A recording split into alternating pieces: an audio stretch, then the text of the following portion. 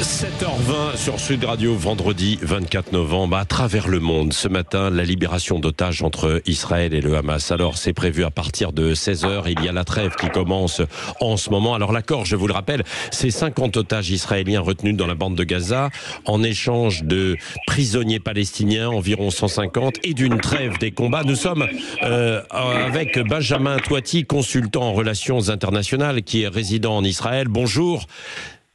Bonjour. Bonjour. Merci d'être avec nous ce matin. D'abord, comment cette libération et cette trêve est-elle accueillie en Israël ?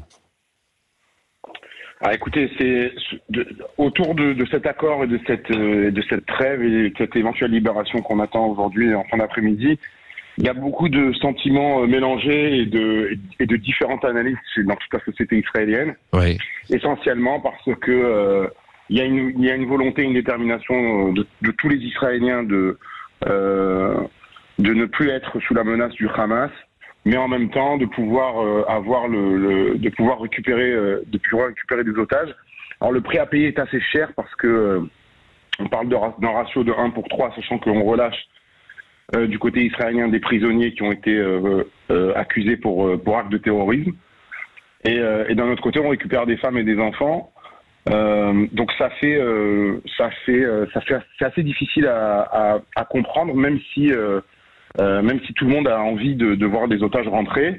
Et d'autre part, cette trêve, elle est aussi pas très bien perçue parce qu'il y a aussi cette volonté justement d'en finir définitivement avec le Hamas, et qu'il y a le sentiment que on n'a pas été encore au bout des choses. Ouais. Et donc, pour certains, la crainte, entre guillemets, que le Hamas utilise cette trêve pour se réorganiser, c'est ça, c'est ce que vous voulez dire ?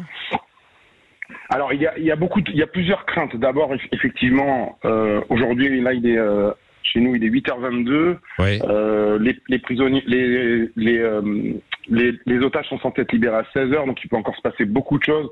Il y a un pessimisme et un scepticisme assez important dans la société israélienne sur ça veut dire on ne sait pas vraiment si vraiment les otages vont être libérés jusqu'à ce que ça soit fait. Donc il y a une certaine retenue sur ça. Ouais.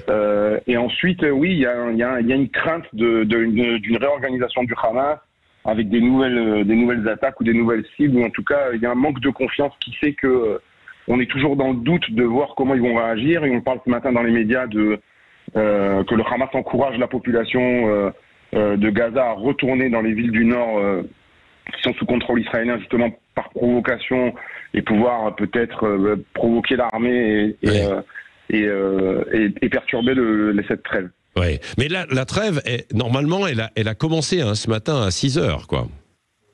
La trêve, elle a commencé ce matin à 7h chez nous, oui. Oui, 7h chez vous, pour l'instant, ça a l'air de... Ouais. Ouais, voilà, donc ça, pour l'instant, a l'air de plutôt bien se passer. Mais on va voir ce que ça va donner. Comme je vous disais, tout le monde est assez sceptique de voir comment cette journée elle va se dérouler, et de voir que les 13 otages prévus aujourd'hui vont être vraiment libérés à 13h. Ouais. Ensuite, il y aura encore 4 jours de trêve, enfin encore 3 jours de trêve avec la journée d'aujourd'hui, et des libérations régulières tous les jours. Oui, oui. Bon, écoutez, on va suivre ça, et notamment cet après-midi sur cette libération qui est prévue à partir de 16h. D'ailleurs, sur les modalités, est-ce qu'on a quelques précisions, Benjamin Touati ? Alors, sur les modalités, on parle d'une remise des otages à partir de 16h, effectivement, au point de passage de Rafah, vraisemblablement. Qui vont être remises aux autorités égyptiennes en présence de la Croix-Rouge et du Croissant-Rouge. Et après, il y a ils seront rapatriés en Israël, hospitalisés éventuellement selon les situations médicales. Les autres modalités, elles sont ce qui ont été publiées pour l'instant dans les médias, c'est-à-dire donc cette trêve, ces feux temporaires. Oui. Et puis une éventualité aussi de prolonger ces 4 jours avec de nouvelles libérations après les 4 jours. Après les 4 jours. Bon, merci Benjamin Touati d'avoir été avec nous en direct ce matin, consultant en relations internationales. On va suivre ça évidemment à la fois ce matin et cet après-midi sur cette libération. Il est 7h et quasiment 25 minutes sur Sud Radio.